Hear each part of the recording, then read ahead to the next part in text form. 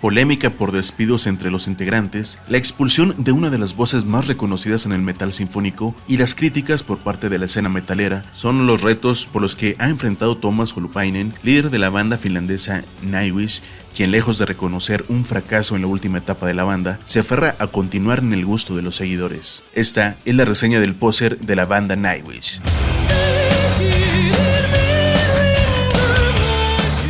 En 1996, 3 jóvenes estudiantes de instituto deciden formar una de las bandas más reconocidas en el power metal sinfónico, en donde Tuomas Holopainen, tecladista, compositor y líder de la banda, junto a Emppu Väyrynen y la inigualable cantante Tarja Turunen, iniciaron la producción de los primeros temas, los cuales se enfocaron en el folclore nórdico, el cine y la literatura, inspirándose en la joven banda de Stratovarius.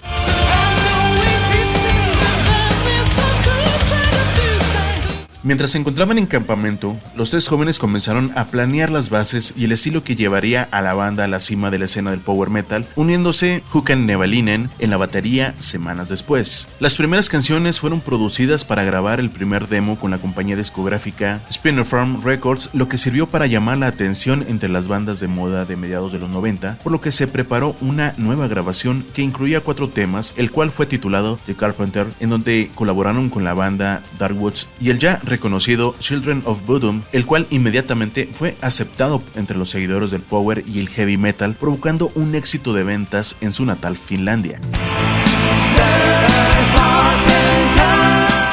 Motivados por el éxito obtenido en sus primeras grabaciones, se apresuraron a preparar su primer álbum y para principios de 1998, el disco Angel Far First fue lanzado al mercado ya con la incorporación de Sami Vanska en el bajo, el cual tuvo el mismo éxito que el sencillo anterior. Sin embargo, el boom de la banda se produjo con el segundo disco, Oceanborn, el cual, a pesar de seguir con el estilo de su disco pasado, los temas expanden un sonido característico de Nightwish, fusionando elementos sinfónicos de manera audaz y elaborada en su disco debut, en donde los riffs pesados con arreglos orquestales de Emppu, sumando por los toques melódicos de los sintetizadores de Tuomas y la voz operística de Tarja, crea una atmósfera que terminó por convertirse en el estilo distintivo de la banda. Un disco en donde se exploran temas de naturaleza, mitología, misticismo y una narrativa lírica que parece sacada de cuentos de fantasía. Un disco que definitivamente se puede recomendar ampliamente, pues cada uno de los temas tiene su toque especial, pero no está de más recomendar canciones como The Riddler, Gethsemane y Sacrament of Wilderness.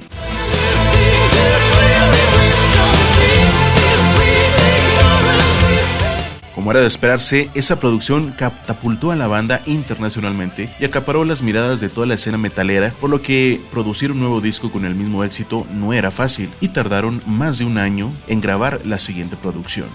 En el año 2000, el disco Wishmaster fue lanzado y, según los críticos, logró mantener la esencia y el toque especial como su disco anterior, en donde en las canciones es más frecuente la mezcla de toques operísticos y metaleros, explotando Tarja Turunen su energía vocal de manera magistral. Pese a la creatividad musical que tenía la banda y al gran número de seguidores que habían acumulado, su participación en el festival televisivo Eurovisión no tuvo el éxito que se esperaba, pues los jueces del certamen les dieron el tercer lugar, por lo que no pudieron continuar con el festival, provocando una gran polémica, pues se asegura que en su presentación fue la mejor y el voto telefónico superó las expectativas, pero al final supuestamente hubo fraude por parte del jurado.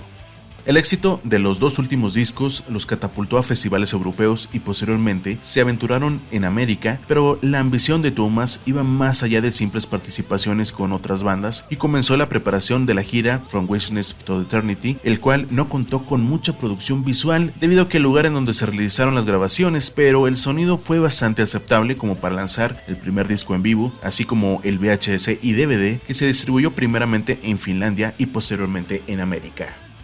Para entonces los conflictos dentro de la banda ya se asomaban, a pesar de estar en la producción del disco Over the Hills of the Far Away, el cual, a pesar de alcanzar el número 1 de las listas en Finlandia, Tuomas tomó en consideración disolver la banda, pero las peleas solo dejó como resultado la expulsión de Sami Vanska y se anunció el ingreso de Marko Hietala, quien acompañaría a Tarja en la voz de alguna de las melodías. En la producción del disco Century Shield, los conflictos eran más intensos y tras finalizar una larga gira promocional del disco, los integrantes anunciaron un descanso, el cual únicamente fue tomado por el baterista Yuka, quien acaba de ser padre, mientras que Thomas participó en colaboraciones con otras bandas, al igual que Empu y Marco Hietala, quien continuó con su proyecto anterior Tarot. Pero sin duda, el inicio del fin de Tarja se asomó al casarse con el argentino Marcelo Cabuli, empresario de la compañía disquera NEMS, que produjo varios de los discos de Nightwish. Mientras se realizaban las grabaciones del disco Once, los problemas entre Thomas y Tarja estallaron, pues a decir del líder de la banda, el complejo de diva y la influencia de Marcelo Cabuli realizaron un cambio radical en la vocalista, quien constantemente amenazaba con salir de la agrupación al negarse a alinearse a los reglamentos establecidos. Lo que sí considero una bajeza fue que al finalizar la gira del disco en el año 2005, los integrantes de la banda se retiraron del lugar del concierto y dejaron una carta abierta para Tarja en donde le comunicaban su despido sin dar muchos detalles al respecto y, a mi parecer, de forma hipócrita, le desearon buena suerte. Inmediatamente Tarja convocó a una rueda de prensa en donde con lágrimas confirmó los conflictos con Thomas, pero nunca pensó que finalizaría su era con la banda de esa manera. Meses después salió un disco y DVD titulado Fin de una era, el cual era la producción del último concierto con Tarja en las voces, un concierto el cual a mi punto de vista es de los mejores debido a que en esta ocasión se invirtió de forma considerable para su realización y las interpretaciones de la banda junto con la grandiosa voz de Tarja fue alabada por la crítica periodística y principalmente por los seguidores de la banda. Sin duda, el dueto de Tarja con Hietala en el tema The Phantom of the Opera es de los más reconocidos en la escena metalera.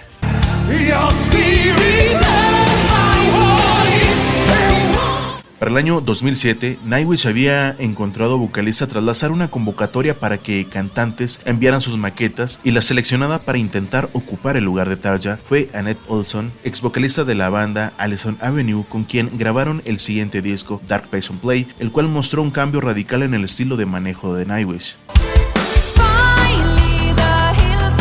Sin embargo, las críticas no sobraron, pues por todos lados atacaron a la nueva vocalista y principalmente a Thomas, el líder de la banda, al considerar que cometió un grave error con el despido de Tarja. En el año 2011 se realizó la publicación del disco Imaginarium, en donde cada uno de los temas fueron filmados como parte de un cortometraje basado en fantasía, el cual me atrevo a decir que la filmación pasó sin pena ni gloria, o tal vez yo soy demasiado poser como para no saber de su existencia. Una nueva polémica se desató con los integrantes de la banda en el año 2012, pues Thomas anunció en su página web la separación de Annette Olson por mutuo acuerdo, el cual decidió abandonar la agrupación por problemas de salud, pero inmediatamente la cantante salió a desmentir al líder al declarar que había sido reemplazada sin tener conocimiento y lo acusó de interesarle únicamente las giras que los integrantes de la agrupación, algo similar a lo que hicieron con Tarja, en donde a mi parecer Thomas se deshizo de la cantante sin siquiera dar la cara, y lo hizo por medio de publicaciones en páginas web para después sacar un nuevo comunicado en donde mencionaban que habían despedido a la vocalista por ser una mujer conflictiva y perjudicial para la banda.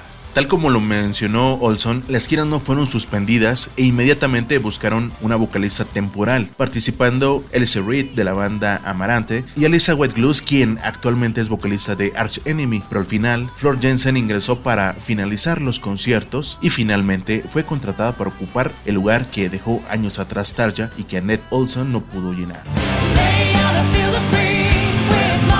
Muchos aseguran que Floor Jansen logró ocupar satisfactoriamente el puesto de la vocalista, y aunque reconozco que tiene buena voz, el toque especial que le daba Tarja a cada una de las canciones es algo que nadie podrá igualar. En el año 2019, otro fundador de la banda decidió retirarse, pues el baterista Yuka anunció su retiro argumentando problemas de salud, algo similar que se había publicado con la salida de Olson, aunque en esta ocasión se dijo que Yuka sería a cargo de las relaciones públicas de la agrupación. La salida de Yuka no afectó del todo a la banda, pero en el año 2001, el bajista y vocalista Marco Hietala anunció su salida, y a pesar de que no dieron muchos detalles sobre su renuncia, entrevistas que han realizado a Hietala muestran que su salida no fue en buenos términos, pues al ser cuestionado sobre si regresaría a las filas de Nightwish, este ha mencionado que tendrían que haber muchos cambios y largas pláticas con el líder para poder considerar un regreso, mientras que Tarja ha declarado que nunca regresaría a Nightwish. Se espera que el 20 de septiembre de este año salga su 10º disco titulado Just White, y la verdad no son muchos los seguidores que esperan su llegada, pues las críticas del sencillo Perfume of the Timeless ha recibido múltiples críticas por parte de metaleros, revistas de metal y hasta de poser.